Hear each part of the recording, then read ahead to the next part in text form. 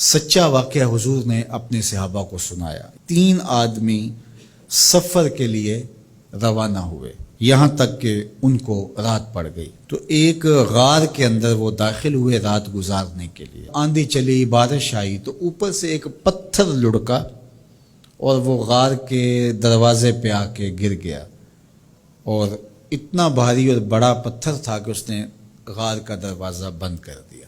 انہوں نے آپس میں بات کی اور کہا، تم اس غار میں پھنس گئے ہو، اب یہاں سے نکل نہیں سکتے مگر یہ کہ تمہارے وہ عمل جو محض اللہ کی رضا کے لیے تم نے کیے ہیں، ان اعمال کا وسیلہ دے کے اللہ سے دعا مانگو۔ ان میں سے ایک آدمی نے کہا، اللہ میرے ماں باپ بوڑھے تھے، اور میں جب بھی بکریاں چرا کر کے آتا تو میں دودھ دو کر کے سب سے پہلے اپنی ماں کو اور اپنے باپ کو پیش کرتا۔ ایک دن میں سرسبز درختوں کی تلاش میں بکریاں لے کے کوئی چارہ، کوئی درختوں کی تلاش میں دور نکل گیا۔ میں جب واپس پلٹا دونوں سو چکے تھے۔ میں نے یہ مناسب نہ سمجھا کہ میں ان کو جگاؤں، بیدار کروں کہ اٹھو دودھ پی لے، لیکن اب سارا دن وہ بھوک سے تھے، تو اچانک آنکھ کھلے اور بھوک کی شدت سے تڑپے، تو میں وہاں سے ہٹ بھی نہیں سکا۔ تو کہتا ہے کہ میں بچوں کو نظر انداز کیا اور ماں باپ کے جاگنے پہ دھیان رکھا، اور یوں ساری رات بیت گئی۔ میرے ماں باپ فجر کے وقت جب اٹھے، وہ دودھ ان کو پیش کیا۔ اب یہ عمل پیش کر کے کہتا ہے، اے اللہ اگر یہ میں نے محض تیری رضا کے لیے کیا، تو جانتا ہے میرے دل کو، تو اس پتھر کو ہٹا دے۔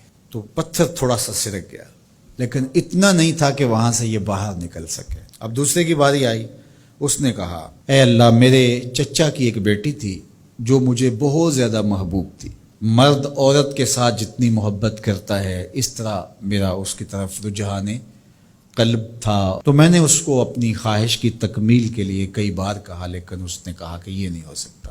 اور پھر ایک دن حالات نے اس کو مجبور کر دیا، فاقہ زدہ حالات ہو گئے، غربت آ گئی، تو اس نے مجھ سے اپنی حاجت طلب کی، تو میں نے اس کو 120 دینار دیے، لیکن اس شرط پہ کہ تم اپنا جسم میرے سپرد کرو گی۔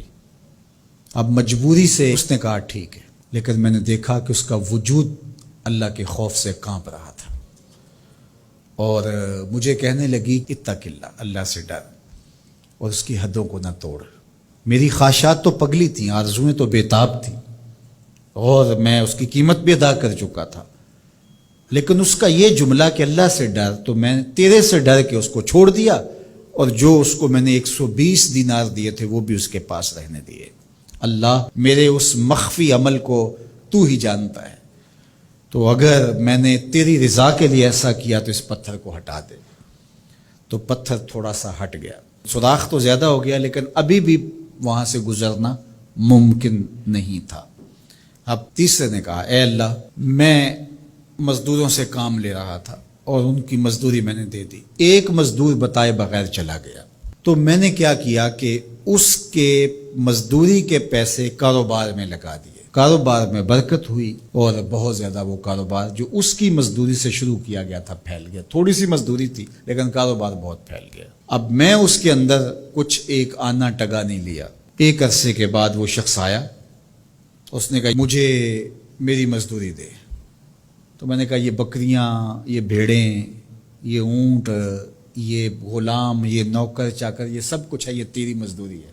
تو اس نے کہا میرے ساتھ مذاق نہ کر، وہ میں تو مزدوری کے وہ چند جو لینے آیا ہوں اور آپ کہتے ہیں یہ سب کچھ تیرا ہے۔